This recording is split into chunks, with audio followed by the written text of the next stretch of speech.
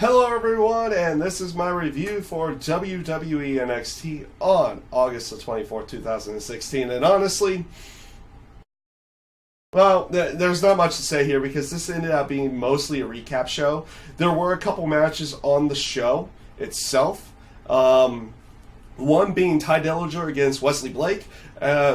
Crowd completely into it. They're always into the Ty Dillinger gimmick and everything. They were chanting to Ty Dillinger, he's a 10. They were chanting at Wesley Blake, he's a 0, and everything in that sense. Match itself, not a bad match. I thoroughly enjoyed it. But good back and forth from both sides, making it feel like either guy could actually pull off the victory here. I believe the two matches that they showed here were taped right before NXT Takeover to go along, like for the NXT Takeover crowd. These were the dark matches, like right before the main show went on the air. For this, they're showing these matches here, and they did this just like last year actually with the NXT Takeover. They filmed a couple matches beforehand, and they did a lot of recapping of what happened throughout NXT Takeover Brooklyn, and of course showing promos and everything like that, stuff that they had been showing throughout the entire time.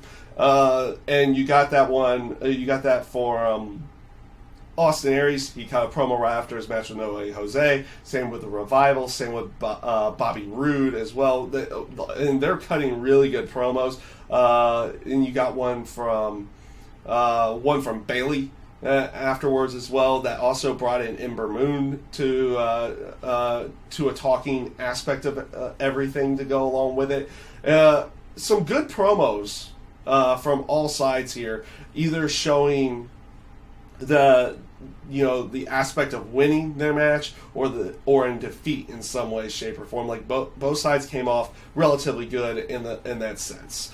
So the main event of the night, like I said, there was two matches, and like I said, both matches tonight were actually pretty decent. So you got a couple good matches out of it to go along with what was pretty much a promo-filled and a recap-filled NXT, and that was TM61 against the Authors of Pain. Both, like I said, both sides got to display what they can do. Of course, they're putting over the Authors of Pain here.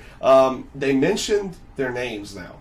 I forget them off the top of my head because I'm horrible with names, and you'll know that if you watch more of my reviews. I'm horrible with names the first time around. Eventually, I'll end up learning the names, but they actually give some more aspect to the Authors of Pain outside of just being two guys that are being led by Paul Ellering. But not much has been said about them so far. So they're just going out there and they're doing their thing, and you don't know much about them. So that's what most people are waiting on this side, is like, okay, when are we gonna find out more about these guys? Like we found out their names, but what are their backgrounds? What are their everything? They're kind of slowly building these guys to eventually tell some kind of story, and hopefully it's going to be something good in the end. Who knows? Who knows how everything's going to go when they write the stuff? It could come out good. It could come out bad. It could come out bad. I mean, not like NXT gets rave reviews all the time, and honestly, I've probably never really said an NXT was, oh, this was an absolutely horrible NXT, like bad matches and bad promos. Like occasionally it's like, yeah, that was a bad promo, but this is developmental for a reason in that sense. Or okay, that match was kind of sloppy or something in that sense. Like you get that from time to time, but like for the most part, it's like it's pretty good. They tell simple stories. They do this. They do. They go out there and they have matches that tell the story for it in some cases, or they build it up, and then the match itself fits what they were telling. That's what usually ends up happening at the takeover specials, which is kind of weird. It's like usually they're telling, like there's been so many times that you've seen matches, and I'm not just saying in WWE.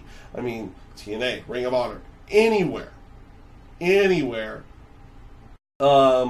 And it happens in NXT every now and again too. So it's an overall wrestling thing, where they tell a story leading into a match. It's like, this story kind of followed this, and it's like, let's leave that completely out the window. That wasn't there. It wasn't there during the for the match at all.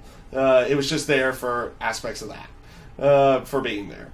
But a lot of times that's what I've liked about NXT. They will generally is like, hey, we built this story between the two of them, and this is how it's gone, and this is how people feel like the match is going to go.